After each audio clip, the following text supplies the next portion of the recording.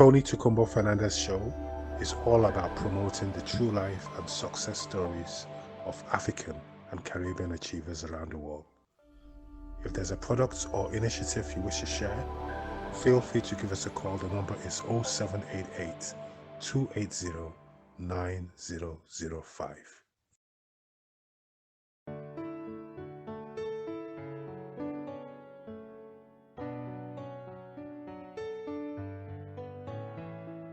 Ladies and gentlemen, take radio area against all odds. Now on your radio, my God's provide inside the people and the guidance to anyone who is in need. So you too, you can be so victorious no matter who you are, black, white, or the Indians. I'm here to provide the message of hope, restoration, rebirth, forgiveness, and redemption.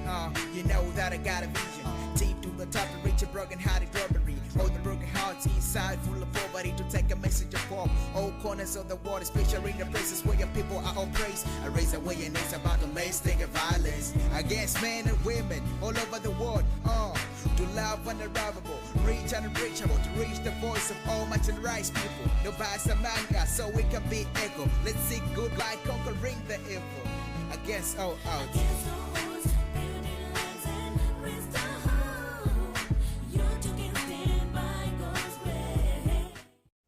I'm happy when you are. A very warm welcome to all our listeners around the world. You're welcome to the Tony Tukumbo Fernandez show, promoting the true life stories of people making a difference around the world. So if there's a product or initiative you wish to share, feel free to give us a call. The number is 0788 280 9005. Also take time to visit our website at www.tonyfernandez.co.uk, and we have some amazing guests lined up for the rest of the year and next year as well. And this week we're still here in Bradford. We're trying to keep it local this week in Bradford as we continue to celebrate the City of Culture 2025. And our guest this evening is a wonderful gentleman by the name of Reverend Ned Lunn. He is the Canon for Intercultural Mission of Arts for the Bradford Cathedral. So, Mr. Ned, or Reverend Ned rather, it's nice to meet you for the very first time virtually. How are you feeling today? I'm good, thank you. We've had a really good Sunday celebration today in church. We celebrated Fair Trade Fortnight this week. Bradford Cathedral's very passionate about environmental issues and climate justice, as well as trade justice. So we talked about that and explored that through Bible passages and reflections, as well as fair trade goodies that we shared together. So I love being at Bradford Cathedral. I'm relatively new still there, but it's a great community, global community. Just as Bradford's a global city, we have a good global community at Bradford Cathedral. So it's great to enjoy one another's cultures, and hence my role really to help foster that and to increase that. And we'll be coming to that in just a while. And we'll also be talking about the significance of Bradford Cathedral as well, not just in England, but also in the world. But for the benefit of all our listeners around the world today, not just in Bradford, but also in West Yorkshire and around the world, can you just tell us a bit about yourself, your background, and what makes you so passionate about Bradford? Very interesting. I mean, one story could be told in a number of different ways. Let me just focus in on, obviously there's loads of stuff that's gone into my life, like 38 years on this world, but I got focus really on my kind of experience of the intersection between faith and art.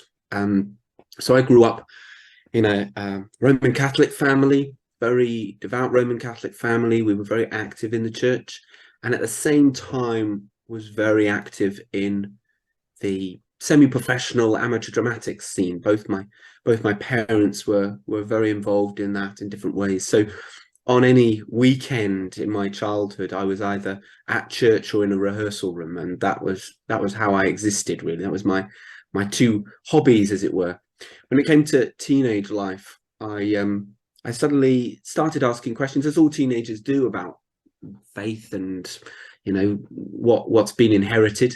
And I found that maybe my faith was slightly too hobby-esque, i.e. it was a lot of stuff that I did, but not something that I really believed.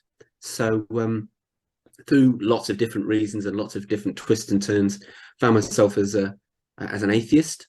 And that sort of made my decision as to what future I would go into, either the priesthood or into the arts. And so I ended up in the arts. And I was a very successful atheist. And by that, I meant I managed to persuade several of my friends to give up their faith.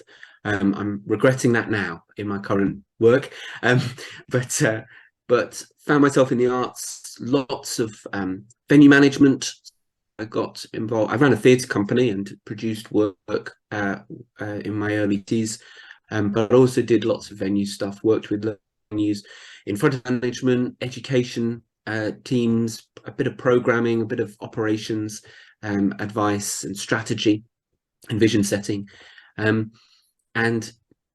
But found after a while in that, found that the arts industry, for me, and I'm not saying this broadly, but for me, I found the relationships slightly superficial, or I feared that they were superficial, and so decided to reinvestigate what gave me identity, what gave me stability in my life, and that took me back through, again, equally complicated twists and turns, back to faith, through a theatre company in York called Riding Lights Theatre Company.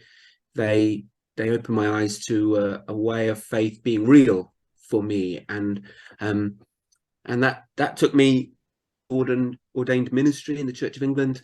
And whilst I was training for the priesthood, I discovered that my faith and my love of the arts, my experience in the arts, my artistic bent, as it were, really coincided. And from that day on, about 12 years ago, 13 years ago, I started really exploring where the arts and faith intersect. My sort of deep passion for, as I say, about 11 years of ordained ministry, and before that in exploring the faith and spirituality of artists and art practitioners, trying to help them and help me in dialogue, trying to work out what it is that inspires us, and that strange place that arts professionals find themselves in, where they're very connected with the transcendent, but maybe due to the pressures of the life and the particularly economic pressures, but other pressures as well, how much they push that away or distort that, or don't have the time and the space just to be held, to consider themselves, because actually our identities are quite a fearful place, although we want to explore those more. So those sort of philosophical ways interest me, to be able to obey for my brothers and sisters in the arts profession, to explore identity and explore what it is that stirs within them, kind of like your question, Tony, what makes them passionate, and where does that passion come from? What is that passion? And yeah, so that's what I'm passionate about, helping them find themselves and find peace and find meaning and purpose within their work. I mean, taking that into consideration in the process of discovering your purpose and your calling, what did you discover about yourself? And how important would you say faith is today in a very challenging world? Well, for me personally, I discovered that, again, my experience of the arts industry, that of networking primarily, that's where most relationships are built, in networking and arrangements and stuff. I found that a lot of the questions were about what I did functionally and how I could help other people? What projects can we collaborate on? And that's all good and worthwhile, valuable, but it doesn't build relationship. It builds a very transactional relationship, and I don't thrive in that. I have discovered relatively recently that I have some neurodiversity. I'm on the autistic spectrum, and that makes a lot of sense for me. I really struggle with uncertainty in terms of social interaction and where I am in relationship with others, and so I can be paranoid. And it's a great, to quote a biblical passage, it's a thorn in my flesh. And so I've discovered for myself that I need the assurance of relationship, that no matter what changes come about in my life, what explorations I have in terms of correct explorations or bad explorations, the attempts at putting on character that we all do as human beings to fit in and to grow and develop. I want to know that no matter where I go, that I'm not going to be abandoned, that I'm not going to be alone, that I'm not going to be rejected and cast out, cancelled in this day and age. And that's hard to come by at this time. It's always been the case, but it's maybe particularly intense at the moment. And that's where, for me, faith comes in, particularly the Christian faith, with such a personal understanding of the divine, of God, in the person of Jesus coming and committing him to us in flesh and blood, and that is the import of faith at this time, because I think people are experiencing this in different ways, in which relationships are, what goes on in my head, the secret thoughts that come up, the ugly part of me that and I try to ignore, that even that we're all aware of, but we're not quite so easy to name out loud and to confess. If we're to know those secret thoughts, secret things, they'd abandon me. And for me, my faith says there is someone who is meaningful to me, that I've experienced a closeness and intimacy with, that they won't reject me, they won't abandon me, that there is healing and redemption, forgiveness for those thoughts and feelings, but ultimately he stands by me. And that was the experience that brought me back to faith, being in a theatre space, as I say, with Riding Lights Theatre Company, and having a kind of out-of-body experience whilst watching a piece, and a sudden awareness that these strangers around me was a community of Christians, and I knew they were Christians. I was not at the time. And just this awareness of an overwhelming sense of love for them, which I'd not experienced. I mean, I experienced love of other people, but not to the intensity and towards strangers. And then meeting with this experience, a sense in which I thought maybe they would love me as well, and that they would accept me, and that they would welcome me, no matter what I might have done, what I might think. And I tested it. It was within this kind of week-long intensive experience with Riding Lights Theatre Company. It was sort of like a summer school, and I tested it, and showed them as much of the ugly side of me as I could, and I was met with just love and welcome, and not without challenge, of course, but a real sense in which that darkness within me doesn't define me, and that's the power of faith, particularly towards artists who struggle with masks and performance, and particularly the performance art, but trying to work out who we are and wrestle with those deep philosophical questions. It can be a very lonely thing, and it can feel very fearful, to be able to model that lack of rejection and abandonment, that sense of of compassion and love. The church is not great at it. I have to admit, you know, some brothers and sisters have failed in that, and I've failed on occasions with that. But at the heart of it, that's the invitation for me for faith. Now let's talk a bit about your role as the Canon for the Intercultural Mission of Arts for the Bradford Cathedral. How significant is that role? And what are your long-term visions for the cathedral itself? I'll take those two separately. The significance of the role is it's a very big gift. So for viewers, cathedrals in the Church of England are funded by something called the Church Commissioners, which is a central body, and they pay for 3 full-time clergy at every cathedral to keep the ministry and worship of those places as heritage centres, as well as across dioceses, open and running. Bradford Cathedral, under the leadership of Deacon Andy Bowerman, decided to spend that money on a role where cathedral and for the benefit. My role is really the benefit primarily of the city and faith communities, other faith communities across the city and district.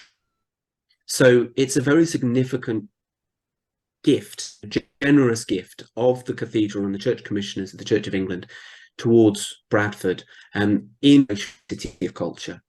So my role came about because I was volunteering with the Bishop of Bradford, Toby Howarth.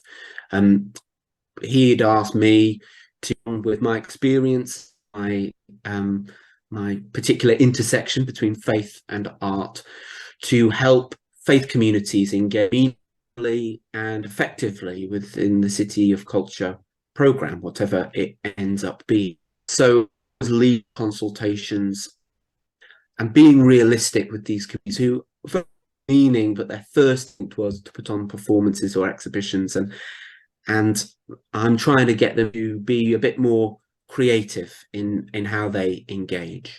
So I was doing that work, and Bradford Cathedral decided that this was meaningful work and work that might be able to be of, as I say, benefit to the wider city. I was already involved in Cultural Voice Forum, which is a local gathering in the city of arts professionals, and making lots of friends, networking and connecting in with them. And so the role is really a gift to them in whatever way they want to use me or don't use, whichever. My role is really about trying to discern what it is being asked of and how I might faith with love and grace to the wider art community. As I say, also the network here in Bradford is very strong, and I'm delighted in my neighbours and my brothers and sisters of other faiths as well. So that's very significant that Bradford Cathedral have been so generous. In terms of my vision, we're working on that at the moment. The Dean is relatively new. He started June last year. I started on an interim basis in the start of October last year, officially installed, as it were, as the Canon in January. Who's on an interim basis, and he started in October.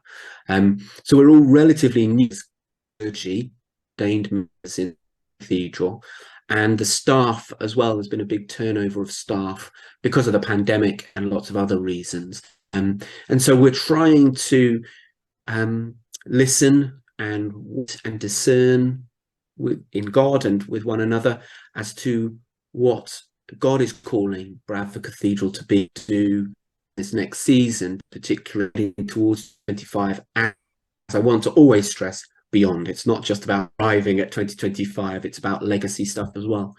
And so that's up for grabs at the moment. We're listening, and we are genuinely humble than any across the city to come and to speak of what Bradford Cathedral has been in the life of this city. You know, that's the most historic building and space in the city, a place of gathering, historically, things of ordinary, and of course for sacred moments as well. A gathering for all faiths, a place where we have gathered relatively recently on the anniversary of the Ukraine conflict, gathering together in and to be held in that transcendent moment of grief and communal experience. So there's something that we want to hold on to that and continue that. But there is something new going. It's palpable with the City of Culture, and there's something new going on in the city, an opportunity and a chance. One of the been reflecting on as we've been discerning and listening has been this passage in the Gospel. Jesus has fed 5,000 people, and he sends his disciple over the water, and he stays behind to pray. And they find themselves in a storm on the boat, and they're straining at the oars against what's sometimes called an adverse wind, or a wind. The wind throwing them, and Jesus comes to them on the water, and it says in the it seemed as if he was to pass by, and that was a phrase that non-Christians who have listened to this Bible passage have picked up on. Feel historically Bradford has been passed by, overlooked, undervalued, forgotten, and another thing that's come up in our conversations has been, you know, we've been asked at moments of Bradford Cathedral, and for our congregation, they've said 1997, Queen Elizabeth II came to that Maundy thing that the monarch does, and we found this very interesting, that it was this particular day when the Queen turned up at the cathedral. Again, one of the things that we've discerned is of that when that we weren't passed by, that we weren't overlooked. And City of Culture feels like another one of the moments where Bradford doesn't feel passed by, overlooked. And so something I would want to say is that Bradford Cathedral is to communicate to the people of Bradford, and personally to my in the arts profession, that they are known, that they are loved, that they are seen, that there is a welcoming ready for them. But no matter how much they might feel forgotten or passed by, he comes and dwells with us. So I think that's somewhere where we're headed, but you'll have to watch this space, and we'll be announcing some sort of vision and strategy later on in the year. And we'll continue to watch this space. On a very final note, what message do you have for all our listeners around the world today, especially the people of Bradford? I'm writing, if I can do a small plug, on my website, nedlunn.com. I've committed to writing a monthly reflection on my experience as an intercultural missioner, and indeed particularly with the arts. And this month, at the end of February, I published a post which was talking about another Bible passage that we've been reflecting on, a story of Jesus encountering a woman at the well. And this woman has seen hard times, has faced, I'm sure, lots of traumas. It says in the passage that she's been married 5 times and has had multiple other relationships broken, and I'm sure she will have lived a life. And she was naturally defensive, and she has this exchange with Jesus which transforms her life. And I think the reason that she faced transformation was because Jesus was very disarming and knowledgeable, prophetic, was able to see her hurt and her pain, and was able to bring that into the open for which she wanted to bury, and she wanted to continue to ignore. And I feel that at this time in the global world, with all its problems, that places of healing and time for healing is not common.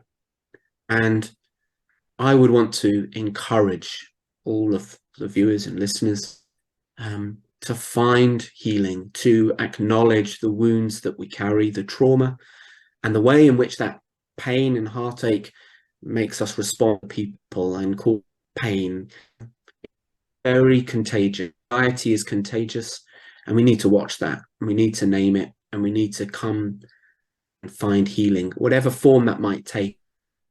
Pray that for people that I come in contact with. So many distressed and broken people, particularly here in Bradford, but I'm sure all over the world, meet the traumatized and the hurting in the face of neighbors in need, and I long for them to find healing and peace in this day and age, and to take the time to find that for themselves.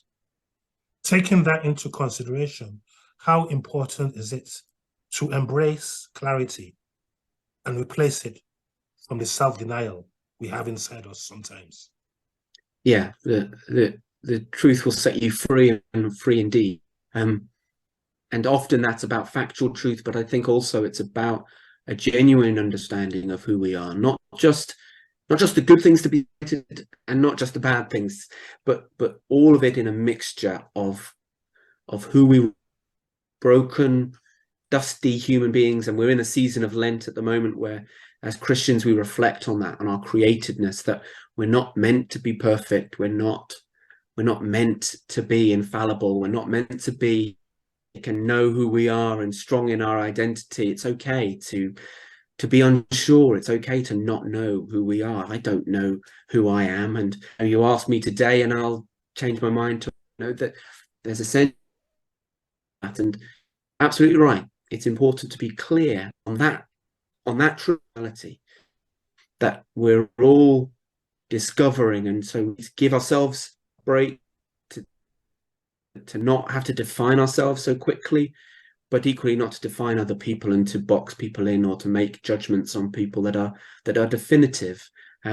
That's why our current is in, because we want to say who is good and who is bad, who's the bad guy and who's, we divide each other up, and it's real, it's just not true, and it doesn't give you the grace to be forgiven for mistakes, but equally to be able to try stuff on, but without it pinning us down and getting us into trouble later down the line.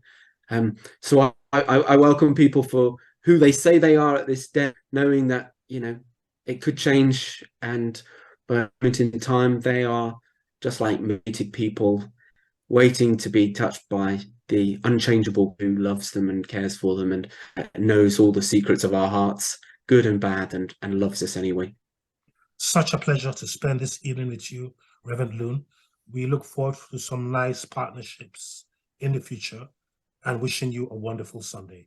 Take care, and God bless you. Thank you. God bless you.